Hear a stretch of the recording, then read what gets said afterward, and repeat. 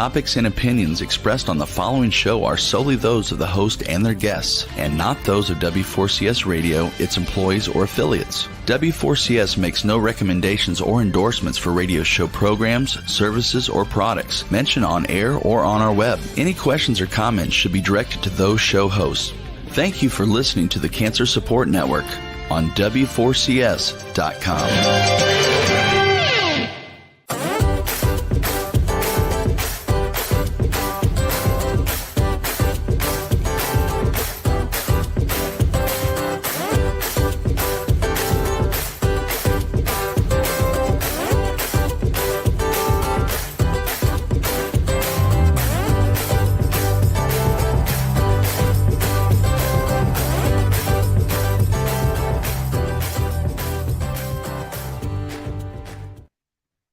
Hi, everyone. Welcome.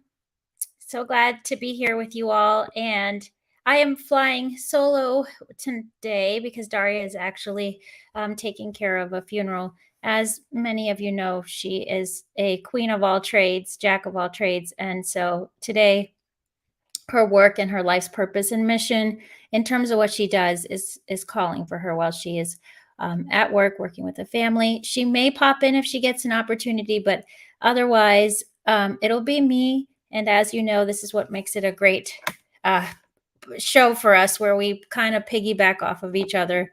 And I think you all know when I first started, it was me solo, and I have just loved this idea. We keep expanding and going in different ways. So I'm really excited today because we have two special guests. And of course, John, Daria's husband, comes on quite frequently for our monthly sessions and when he can pop in. So he'll be on today. And then Vinny Anand, who is actually, I call him my cousin Vinny, but he is a dear, dear, dear family friend that we have known for a really long time, like since the beginning of time. And so he is so wonderful. And John and him, I'm so excited about this conversation. Both of them have really taken this topic that we're talking about living your best life. And when I think about people who have taken a passion or maybe even a dream that was unconscious and bringing it to the conscious level, I think of these two. And we're going to talk a lot about today. The fact is, while it seems like we can't make dreams come true, or we feel that it's not possible, I hope that you are inspired by these two gentlemen to know that anything's possible. And so Vinny has come into the production world. He is an actor. He's a producer. And I just can't wait to have him and John talk about things. As you know, John's background, he does ministry work. He has his own a comedy production company. He's working at the funeral home with Daria. And both of them just are so passionate and so fun and so funny. So today's going to be a real treat for you all. And if you watch this as a recording, I'm really excited for you all as well. So welcome to Vinny and John. Hey, what's up, everyone? Thank you for having me, Arti. So excited. Oh my God, so excited. This is amazing. So thank you for having me. I'm so nervous. I've never done one of these before. With that suit, you're nervous? Come on. Get out of here. So you all, this is such a great connection to have happen live because behind the scenes, I've been thinking a lot about John and Vinny connecting in general, and it's been so crazy busy. But guess what? We also are big believers when timing is right, it happens. And so just want to let you all know this is magnetic fluidity on the show with these two being on today. Nice. Yeah. I know we've been trying to go back and forth, and like you said, Arti, it's nowadays especially, it's like, man, these phones become, oh my God, everything. So it's like you look at your phone, you have like 12 things to do first. And so yeah, I'm happy, John, we get to connect in real life, as the kids say. It's super. Absolutely. Absolutely. It's an honor and a pleasure, brother, to finally put a face to the words that you see on the screen. Yeah. So it's not just as we were joking before we got on, it's not just a bot that's responding or typing. It's an actual person. So that's a good thing. Yeah. Yes. So, Vinny, do you mind? And then, John, I know our audience and sometimes may know who you are, but it doesn't matter. Sometimes people tune in at different times, and I think it's Absolutely. always good to share, especially because you wear so many hats as well. But Vinny, can you share your journey of just whatever you feel like you want to share, where you started, where you've come? Um, I think that in itself it really hits the living your best life the way that I feel like y'all are going to share your story. Yeah, I'd love to. I do have to share one thing first before I get into that, because I think this actually is an aid to my journey story. Arti and me, like you said, we go way back. She was like my older sister, and growing up, so many times Arti would come over. Me and my brother. I think my brother's actually on right now. So what's up, Benny? If you're there. But I remember Arti would come over and she would come up with all these games that me and my brother would play. And from an early age, she really instilled imagination into me. And like, it's kind of crazy because I'm sitting here now, I just turned 40, and right this instant, it hit me how much Arti impacted my life profoundly. Like the idea of like, she would come over and say, okay, guys, we're going to like take this bucket and make a ball out of tape and just like shoot this thing into the bucket and keep score. And I'd be like, what? This is like boring as heck, But like an hour and a half later, I'm like, yeah, me and my brother were like competing, and like hours would go by, and Arti would just, she would always like really just light the flame of imagination in our minds. And once again, it's just such a surreal moment to sit here and think about this, almost 30, I'm 40 now. So when I was like, 9, 10, 11, this is when this was really happening, and how much that had kind of ignited my career. And so as Arti asked, my career is, I am a storyteller. I'm an independent filmmaker and producer. So kind of my journey was, I came into the world of entertainment, actually in a really, really, really, from a really, really bad place. When I was like early 20s, I started a real estate investment company because I worked in corporate America, and I was like, wow, corporate America sucks. No hate to anyone out there who is in corporate America. It just wasn't for me, and I was like, I like my soul. I'm going to take it back. These people want it. I'm leaving, So I left, and I started a real estate investment company with one of my best friends at the time.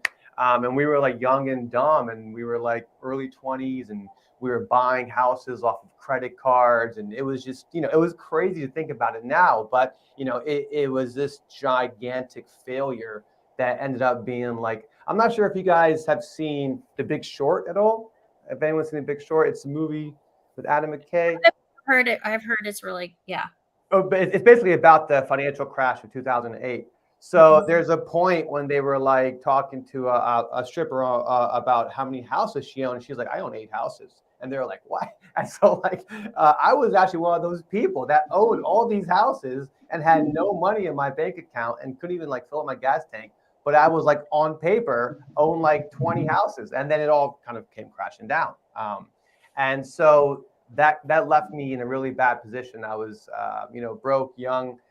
My dreams were like shattered because I wanted to get back to entertainment. And so I left Virginia. I went to New York, and I started my dreams in entertainment. Started out as a stand-up comedian, and I took an acting class by chance. And then I realized through acting how much my comedy was because of growing up so different in the South. I used to wear turban. I grew up in Charlottesville, Virginia. I was a Sikh kid who went to a Southern Baptist Christian school. All types of comedy there, And so I had realized that, comedy became a shield for me.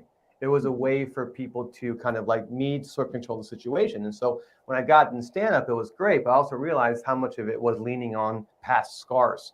So I found an acting class by chance, and I started taking acting. And next thing you know, it was really opening me up in very scary ways. And so I started to pursue it. And, me and my production partner now, he's an actor as well. And we started to go out for roles together, but he's a Haitian American. He's a black dude. I'm an Indian guy. And at that time, and still now, I mean, there's some change, but the roles were so one-dimensional. I was going out for a terrorist. He was going out for a criminal. Sometimes there'd be a terrorist criminal would be in the same room. You know what I mean? You know, it was like so one-dimensional. So we said, all right, well, what are we going to do? Are we going to keep allowing the media to shape our narrative, or are we going to do something about it? So we started to tell our own stories. And that turned into being really good at indie producing. We got good at that. And then friends of ours asked us, hey, can you produce our stuff? We started doing that. And then now brands asked us, hey, can you produce our content? So we started a commercial production company called Alla Fresca. And what we do is we produce high-end commercial content from everything from fashion to tech to apps to media companies, and we work with like a lot of the biggest names in Hollywood. We've produced shoots with Amanda Seyfried, Emily Blunt, Yara Shahidi, Shailene Woodley. I mean, the list goes on and on. And at first we were the ones that were just producing the shoots, but eventually we started to produce and direct. So we sort of kind of now do both of those things, and you can like check out the website to see kind of what we've done. But that has kept the dream alive in terms of fueling our narrative ambitions. So we have TV shows and films that we're developing. We have two short films in festivals right now. We have a feature in development, and we have 2 TV shows in development. So we're in a really cool space right now, and it's a breath of fresh air, which is why we use Alla Fresca as our name, because it means in Spanish it means to sit in the cool air, and that's what we are. I mean, me and my partner, like I said, brown guy, black guy, we walk onto sets that are like, Armani shoots with A-list talent, and this like a producer and director are like, these guys, like, what? Are you guys in the wrong room? Like, aren't you supposed to be carrying equipment? You know what I mean? And like, it was actually a big shock to us how little we saw representation at the top in these high-end commercial shoots, and we're talking about, this is the stuff that really is taken over, the stuff you see on YouTube, social, everywhere, not even stuff of TV anymore. Really, social first content is where a lot of the money in digital ad spend is going. So it kind of like, it was so interesting for us because the way that we approached a shoot was very much a team mentality. I'm not sure if that's a POC thing or if that's just the way that me and my partner do it. We're indie filmmakers. So after the shoots, people will come up to us and say, man, that's so different than what we're used to. Like the idea of like the producers and directors are sitting there carrying the stuff and making sure that everyone is like feeling good and feeling all right. Like they're like, we're just not used to that. Like, why do you guys do that? And we were like, do what? You know what I'm saying? That's just how we are, right? Very much community based. And as Art, this testament to you. And look what you're doing, right? So once again, I don't know if it's a POC thing. I'm not sure what it is, but there was a difference. So we started to really include a diverse crew into all of our shoots. And now we have a program called the WAVE Initiative. And it basically takes kids, just like me and Ron, like kids from underserved backgrounds that don't have the access to the entertainment industry, and gives them a chance to, through apprenticeship and mentorship, get onto commercial sets, start working, start getting paid, start learning, and then using that as a springboard into the wider world of entertainment. So then they can go into TV and film, and then they can be filmmakers, write their own TV shows. But in the interim, while you're doing that, how are you going to support yourself? And that's the thing that you run up against. You can go be a writer, you can go get your film off the ground, but in the meantime, how are you going to support yourself? And that's where the commercial world really is a great stepping stone to the wider world of entertainment. So, yeah, I mean, I'm sorry that was a mouthful, but that kind of like sums it up in a way of my journey and where I'm at right now. And I'm just really excited because I feel like our production company now is like, we're definitely a smaller production company. We're not this huge beast yet, but we're established and we're small and we're doing good work. And, we're at that point where we're growing and we're in this like middle ground of getting from like a small to medium size, and our narrative projects are like, finding their way. And so I'm in this really interesting sort of growth phase. And like, me, Arthi, I'm not a very patient person. I'm Aries, March 23rd, first through the door. Let's go, but I've through this journey, man, ambition will teach you patience. I'll tell you that. And very few things I think in this life could teach someone like me how to be patient besides this. So I just kind of knock on wood and thank my higher self for taking me on this journey. So thank you so much. And I really appreciate that ambition.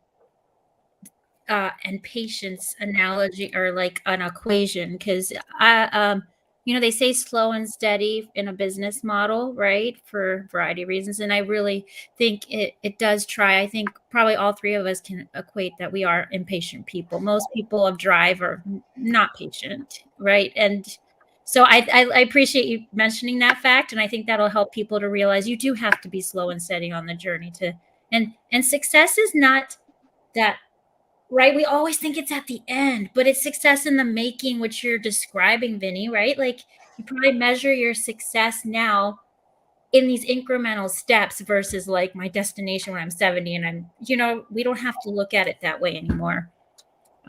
Yeah, I think that's such a good, like, it's kind of funny. I just learned like framing is so important. Like framing, because like it's like how you actually achieve or get there is so random, and there's so many different factors that just line up if you have the right sort of inner intention, because I believe that's all about the inner intention. Like you line it up inside of you, and then it'll happen in reality.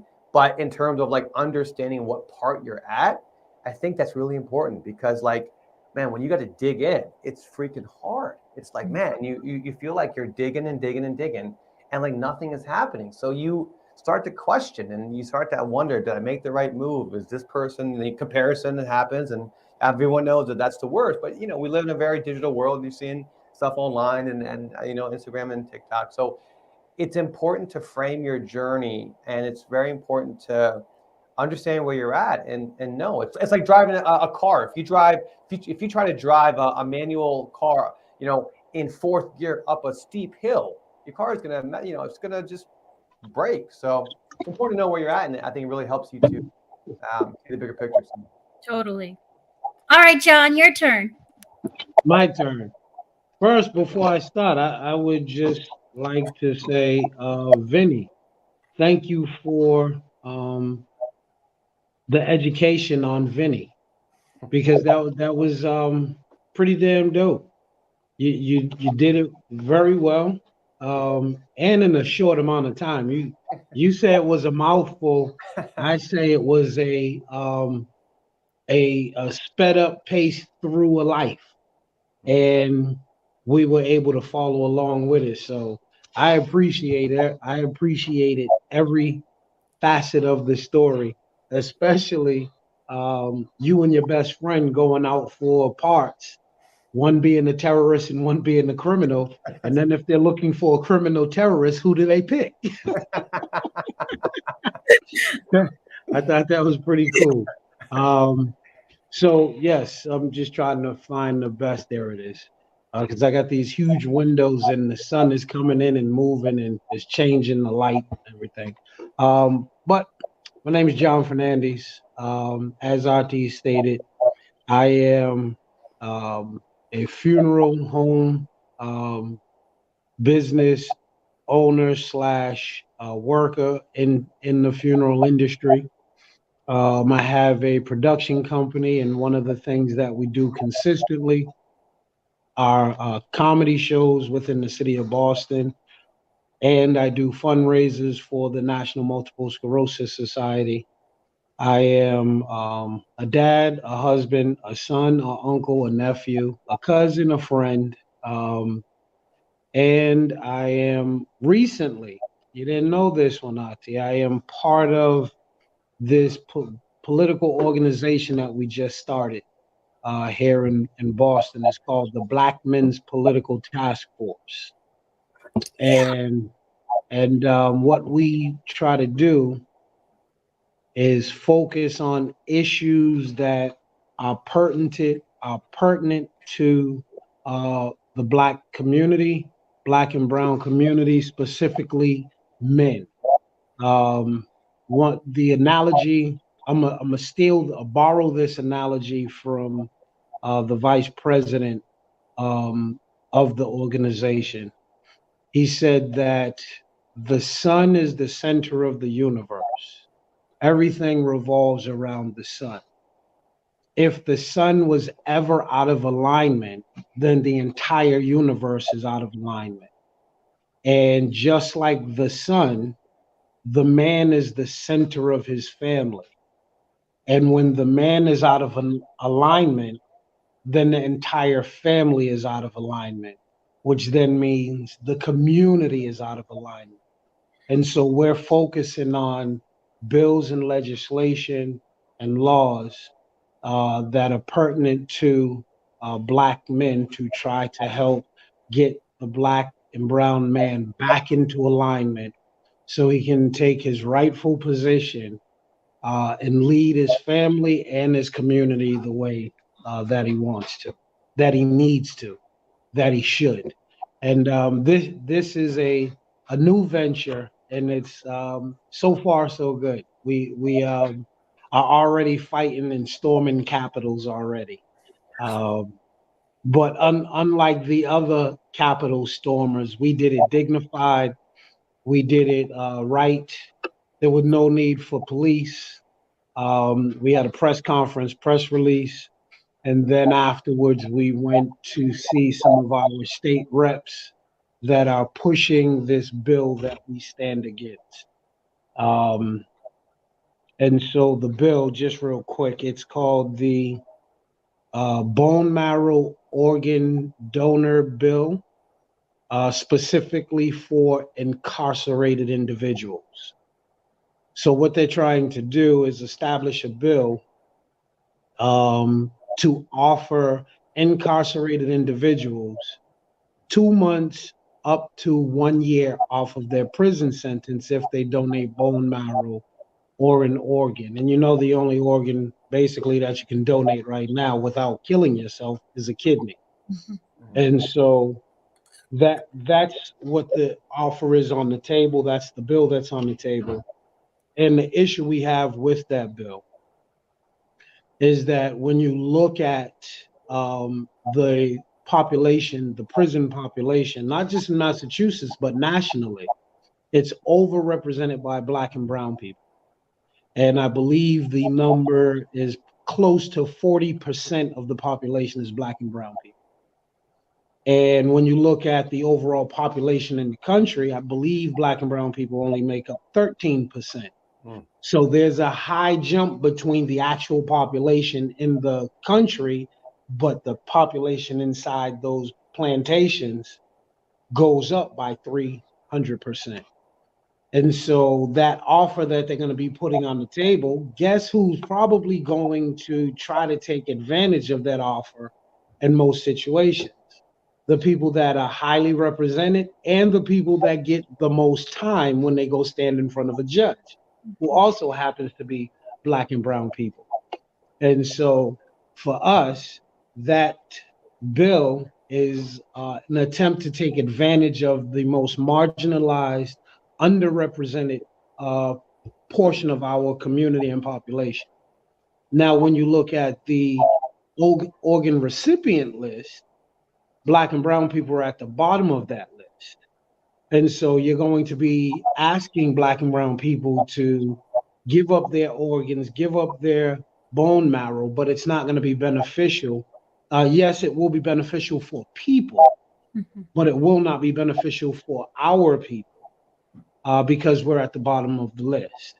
And then when you look at the post-operative care, once you have these operations, you are prone to infections, all kinds of other things that happen when you do bone marrow and kidney transplants. So you have to have a very intensive post-operative care afterwards. But here's the issue. If you're a prisoner and you have this operation, what is your post-op care going to look like when you're back in prison? Mm-hmm. And so that's the other issue that they're not discussing or talking about. And so we are forcing and trying to force them to pull this bill off the table and then come and sit with us so that we can help you all, help them, the legislators, develop a more cohesive bill for bone marrow and organ donation. Because the way the bill is now, it's not going to be beneficial for our people. It's going to end up hurting our people. And there's, the potential fear that this is just a back road into harvesting, Mhm. and we're not playing that. And Right. so that's the new thing that I'm involved in as well. And so as far as the journey keeps branching off as I'm walking this life, is branching off into different segments, but all of the segments are pouring back into the same ocean. So it's all I love that. It's like the ocean is just keeps creating streams and rivers, but everything comes back to the source. And so as long as it's still connected to the foundational source, if I can extend myself that way, I'm going to do it. And this is just another one of those streams or sources right here doing this podcast with you and Daria, Lati. Oh, thank you. It's always a pleasure. John, I'm really like, there's so many things that come in these moments with talking with you both. One of them is you just both represent this be the change you want to see in the world. And I'm going to be sexist and say we do need more men in, not just men of color, but men stepping up to the plate to take leadership roles like it used to, right? Like Yes. to serve that higher purpose so that we can get to that be the change we want to see in the world. And what Daria and I always talk about is what is legacy? Living legacy is what we have to create. And I think you two are exemplifying that when men step up to the plate. And John, I love what you said about that family piece, because we always talk about the root at the family and then that community and then that, right? And then we cannot wait for government to make the change. We really need to get over that fact. We can talk about this till we're blue in the face about the gun laws and everything else that's happening until we do grassroots. And that's what Vinny was talking about earlier, this grassroots movement you're talking about. And John, I do think it's important. I love that you've taken on this role. The harvesting, as we know, Vinny, like in India, what a big deal, harvest organ, issues that India has always, in many of southeastern regions, Southeast India, Asia. And John, for you to be part of the movement to try to help prevent, or we know that things always happen under the radar, but we do not want this to be another issue so prevention is everything. And I'm so excited that you have taken this on, because that's awesome. Absolutely. And one of the things that I've learned, because I've never been big into being involved into politics, but I do know that I've always watched politics, because everything that I do, everything that all of us do, is political. And a lot of people don't realize that until they become older and more mature, and then they say, "Oh my gosh, all these laws have something to do with every facet of my life. So maybe I should be paying attention." And so one of the things that I've learned now that I've stepped into the actual political arena is that when a law passes in one state, all of the other states pick it up and try to carry it because of precedence, because it's law that makes it legal. And because it's legal, the famous and favorite word in any legal or lawyer that comes out of any legalist or lawyer mouth is the word precedence. And so if it happens in one state, a precedence has already been set. And so if we don't stand up and stop this, this is going to be something that will go throughout the entire country. And that's what we're trying to prevent. And so when we went up to the State House on last week, Thursday, when we did our press conference, the four main supporters of this bill happened to be Black and brown people. And so we went to all four of their offices to speak to them in force, to let them know that we as men in the community are taking a stand against this bill, and that we have other men in the community, numerous men behind us that we are representing. And we don't want this bill to go. We don't want it amended. We don't want it changed. We don't want you to erase. We want you to absolutely rescind this bill. And so we were heard. We were heard by the state reps. We were heard by the Senate because we did the press conference in the state house. And this was the first time in a long time that anyone in the state house has ever seen 35 black men in suits marching together with one voice, one leader, going to talk to the people about something that they're doing. And so this was last week, Thursday. So on Tuesday, we got a phone call from one of the reps that is supporting the bill. He said he's going to take his name off the bill. The lead legislator who wrote up the bill and drafted the bill said that he's going to give us a call next week, Wednesday, to let us know if they're actually going to pull the full bill off the table and when they're going to do it. And we're just waiting for the two other supporters to give us their word that they're going to take their names off of the bill, because we cannot stand for it and let it happen. So what we are seeing is our first step out after our launching. We may see victory, and that's good because we are also trying to build the whole platform as well.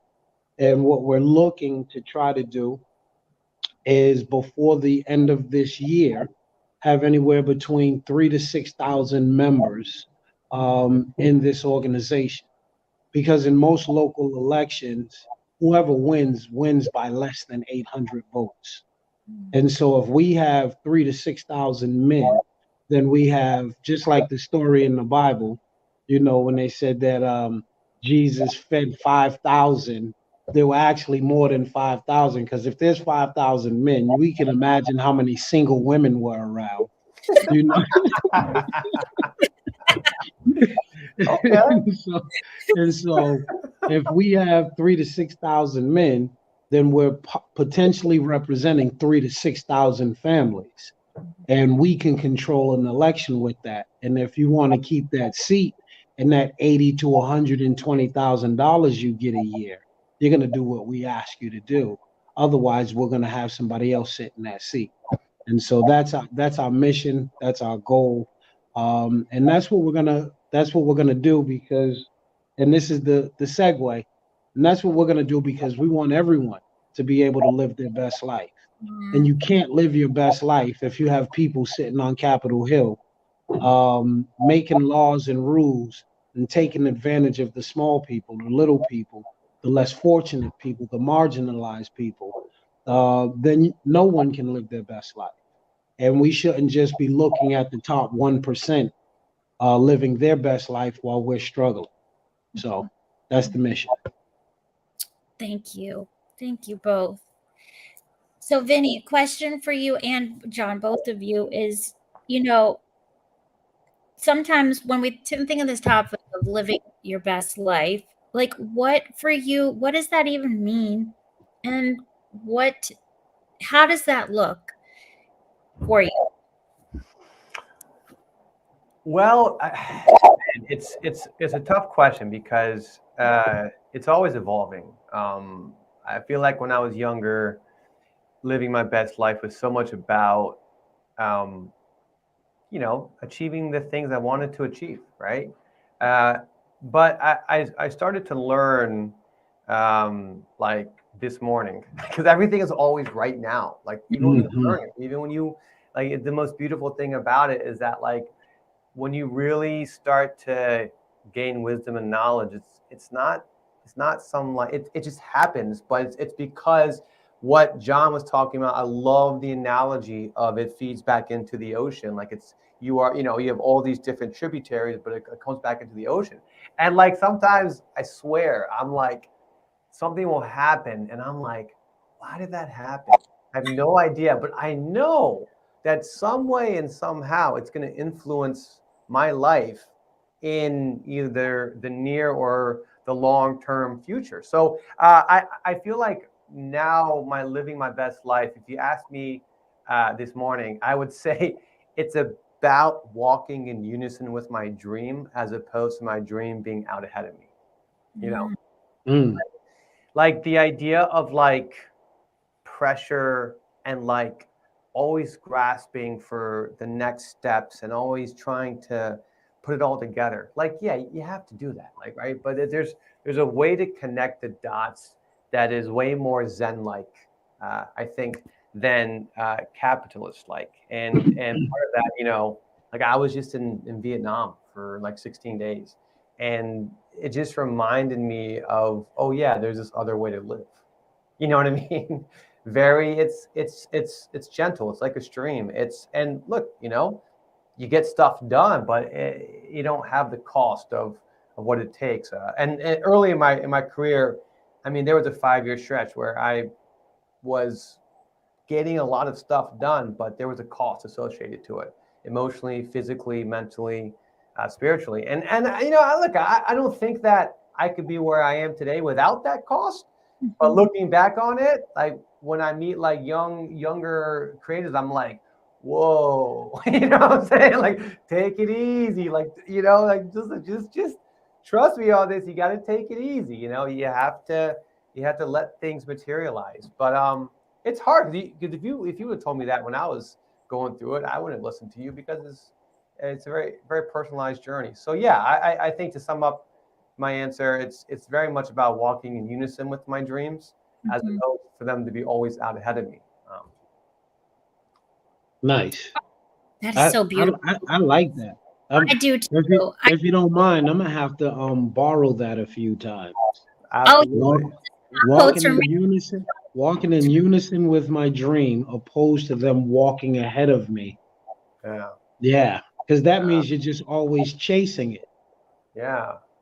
And that's one thing that I tell a lot of young people, because they have this phrase, living their best life is usually attached to chasing the bag. And I always say to them, you know why I'll never chase the bag? They say, why? I said, because anything you chase is running away from you.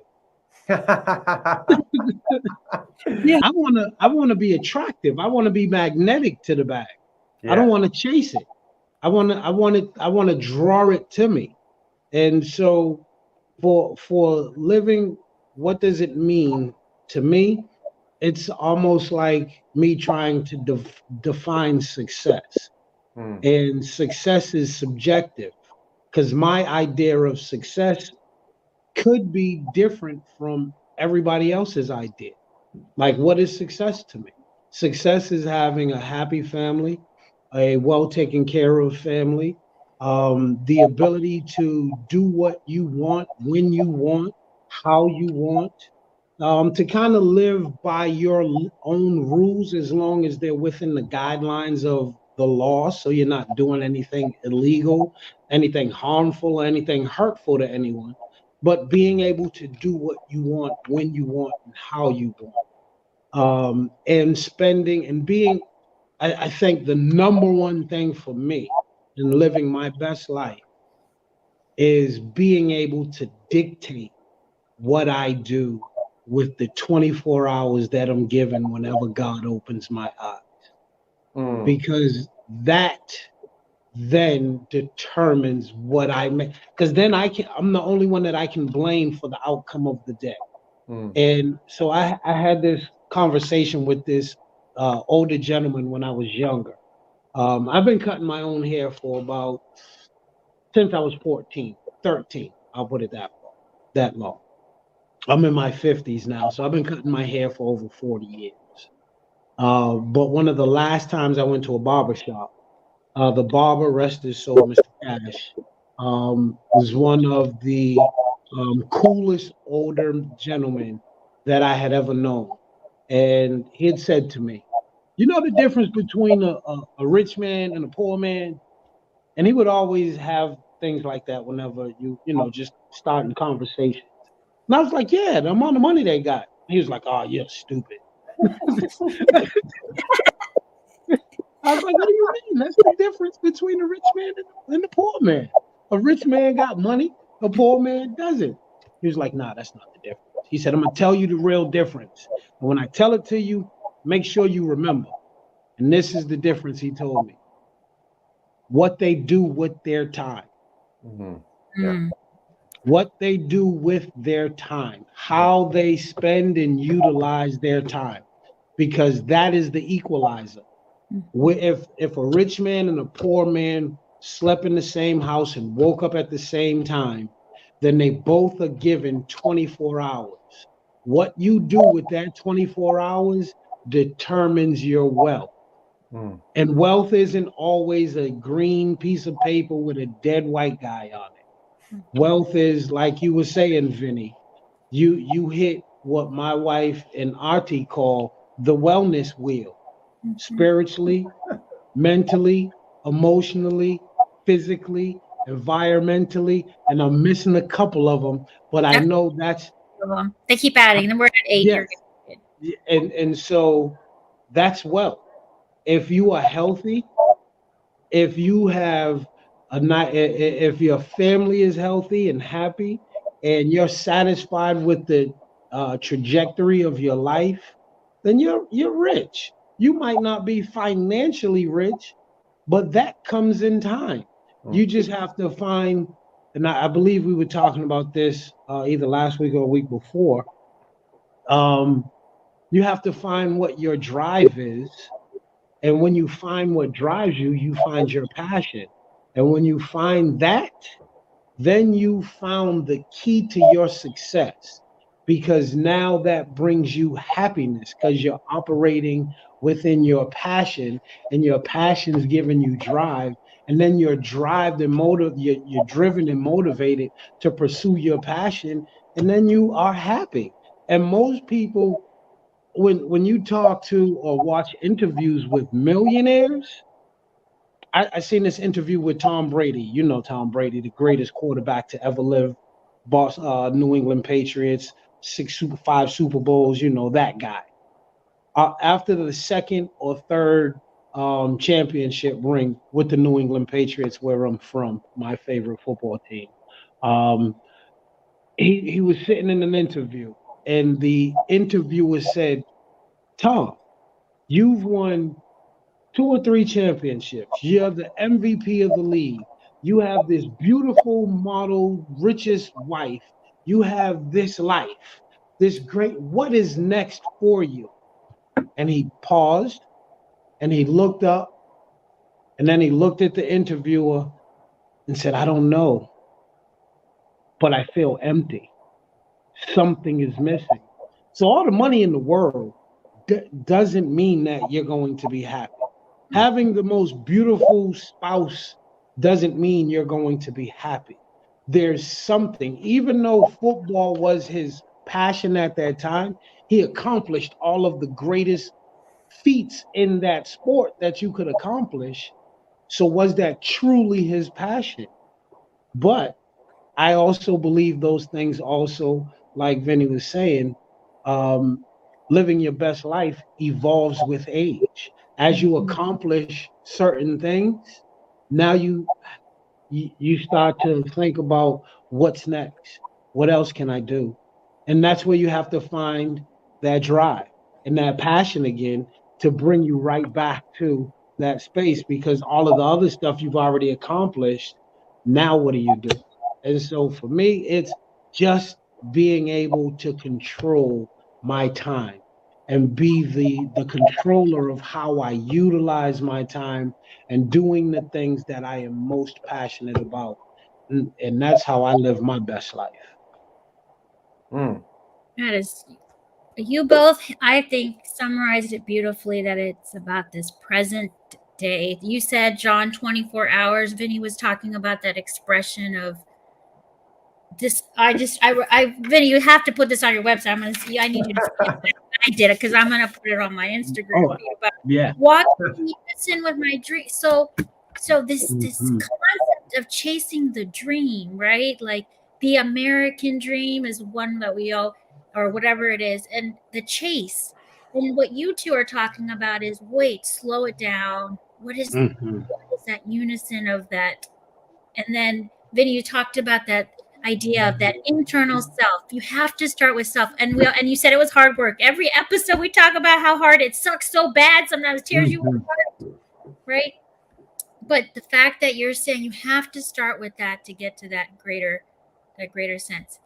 I know we only have a few minutes left, but I really wanted to ask you all, when you think about living your best life, how much of it, because what you all are doing is service, where do you think the concept of service and living your best life, like how does that